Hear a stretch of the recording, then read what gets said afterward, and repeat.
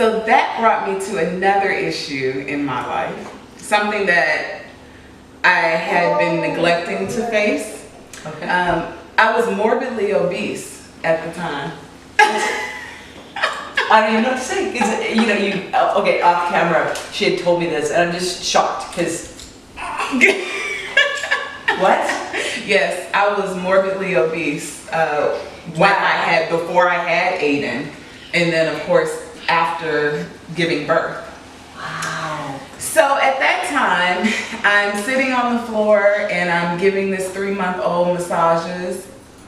I would go to stand up and it was so difficult. I would be completely out of breath. I mean, it was really bad. It's so hard. It's so hard. It's shocking, right? Because it's so hard to, I mean, yeah, I mean, just look, right? You guys can see her now. Well, she is amazing. Oh yeah, I have to say this because it's a podcast too. I'm shocked because you're you got a very nice trim figure. Well, thank you. Right? You don't look in any way like you've ever had a weight problem. I mean, ever.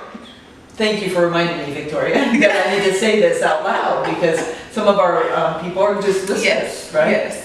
Okay, So yes, at that time I was 25 and I'm thinking, you know, I'm supposed to be like in the best shape of my life, you know, and I have this child here and I'm doing all these massages. I have specialists coming in and therapists and all of this to work with him.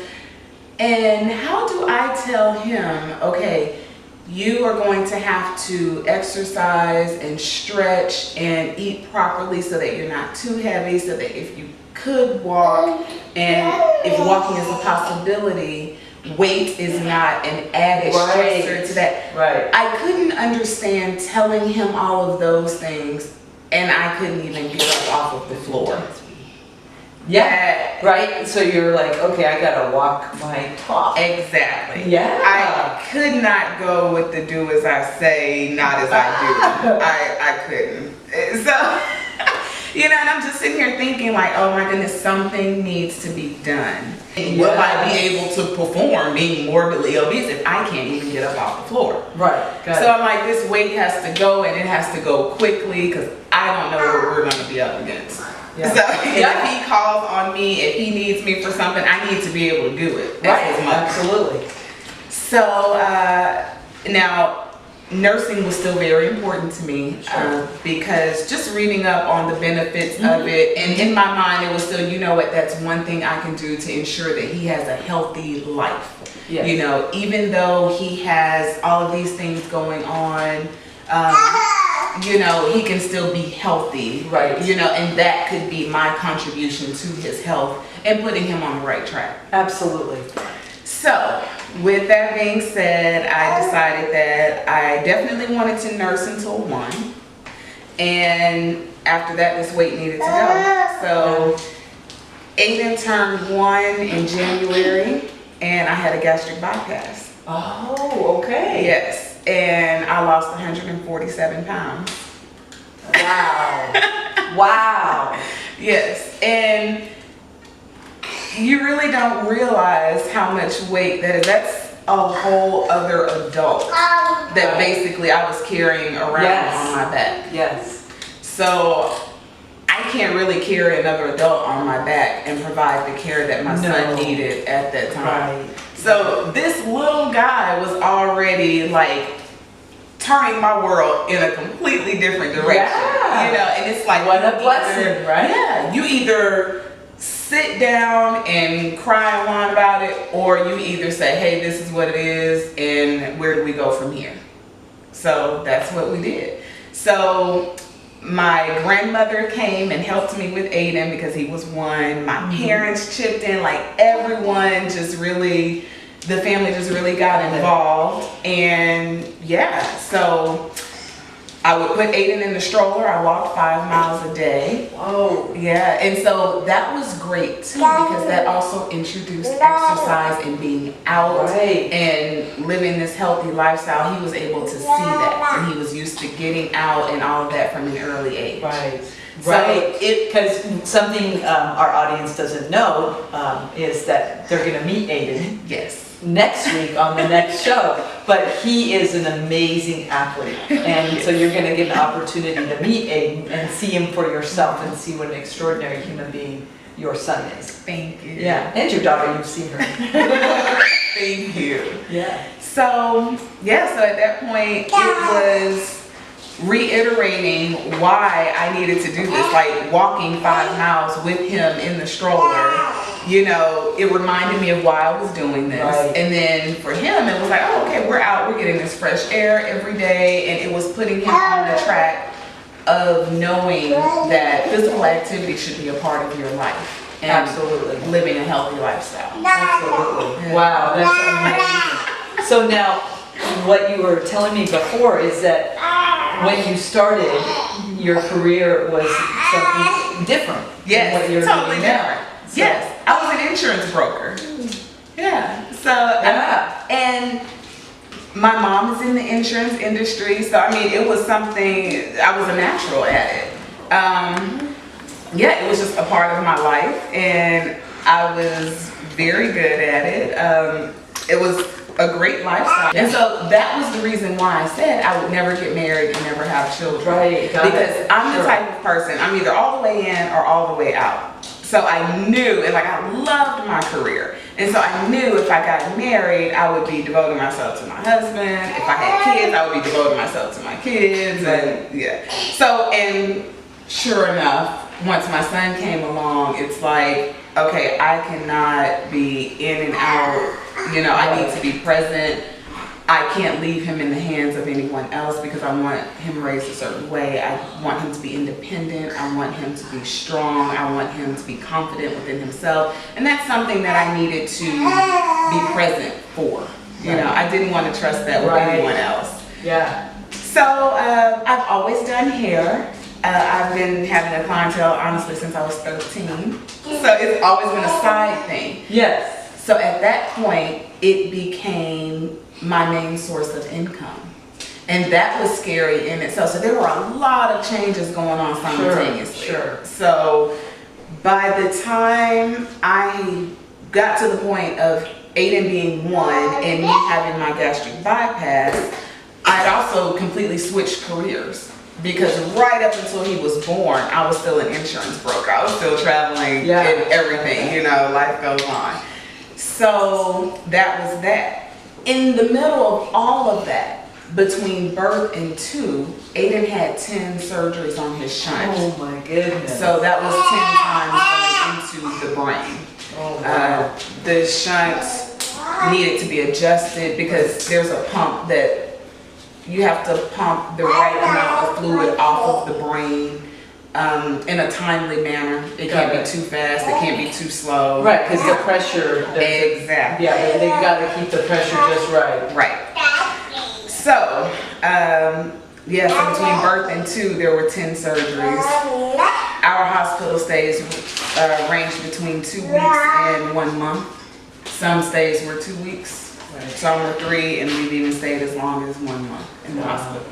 Wow. So, what a journey, right? Yeah, but it is so interesting because along the way, I was always very adamant about what Aidan was exposed to. The people around him, their attitudes toward him and around him. And I really had to tell my family, you know, let him try it first before you jump in and automatically take over. Let him get acclimated with his body and understand how to move and do certain things instead of just automatically rushing in and picking him up and doing this for him and doing that for him. Right. So by the time we got to the point of having all of these surgeries and everything, Aidan was already very independent and in the hospital. He was just, you know, I was like, okay, this is what it is. You know, the only time we had an issue is when they would cut off the food prior to surgery. That was a major issue, but that was it. You know, other than that, his demeanor and everything, the doctors would come in and explain what they needed to do. The surgeon would give us the plan. Aidan was there to hear those things. And even now, you know, I have advised him to know what's going on, Sure. be aware. Right, so that he can take responsibility for the things he can take responsibility for. Exactly. Wow. So with that being said, Aidan has always been around myself or family. I never really did daycare because having the shunt and because we had so many malfunctions we had tubing pop, like the tubing that carries the fluid into the stomach. It has popped, it has coiled, we've had to adjust different pressures, like just anything that could happen has happened. Right. And he doesn't convey the typical signs and symptoms of a shunt malfunction. So it's really just a change in his demeanor. Okay. So that was another reason why I needed to be present, and people who knew of his condition needed to be present around him. Got it. It's so funny because one of my major worries was that motherly instinct would not kick in. Oh. And because I honestly never thought of children. It wasn't, right? Because when that's part, I was like, oh my gosh, what a natural mother you are. So that's so funny. Yeah, I've never thought of children in that way. Friends of mine would have kids, and I'm like, oh, what a cute kid, and go right on. Just something I never thought about. So I worried that I would have that maternal instinct or not. It was, and someone told me, actually my sister told me that it would come naturally. Yeah. And I was like, I don't think Not so sure. Yeah. Not really sure about that one. And sure enough, it did come. Yeah. And I'm so glad it did, because there were times when I saw a change in Aidan's demeanor. Yes. At that time, we were still in Houston, and the hospital that specialized in what he needed was about 45 minutes away. Oh, wow. When you're dealing with fluid being on the brain, you have a very short window before you start getting into like brain damage and things like that. So I would see a change in his demeanor. He just wasn't quite Aidan, and Aidan has a very, like, his personality. Yeah, and you will see that. And there were times when he just wasn't Aidan. Yes. And so it was like, no questions asked, we're going straight to the ER, to Texas Children's Hospital. You know? And I've had nurses, I would tell them, okay, my son's having a shunt malfunction. And they said, well, we have to do tests to see if he's having a shunt malfunction, And sure enough, they would do the test, and I'm like, oh my goodness, he's starting to have a malfunction. We've just been very blessed on that level. I mean, in so many ways, but just on that alone, it's been amazing. So to follow that instinct that I didn't even know existed. Right. But it's there, it popped up, so I'm thankful for that. And what's so is like your journey, and it's continuing. Yes, it is continuing. That amazing way in which you navigate the world in such a positive way and provide that basis for your son. And we're going to get an opportunity for the audience to meet him. I'm so next excited. week. So thank you so much. Well, thank you for giving me the opportunity. Yeah. And so we will put in the show notes your contact information. And are you open to having people contact you? Number one, you have a business. Yes. And then just if there's somebody out in our audience who has some similar kind of challenge, are you open to having them contact you? Oh yes, most definitely. Because when you're in the middle of it, I mean, I didn't have anyone that I knew that went through anything like this. That was totally new for me. So if I could help someone else from everything that I've been through, I would love to. Oh, wonderful. Yeah. Of course. Thank you so much. I really appreciate you being here. You're welcome. Thank you. Human being, and you are a real stand for love, and this one's an angel. Thank you. Well, thank you so much for viewing, and come back next week and you get to meet an extraordinary young man, Aidan, Jacque's son, who is doing extraordinary things in life and spreading positivity. See ya next week.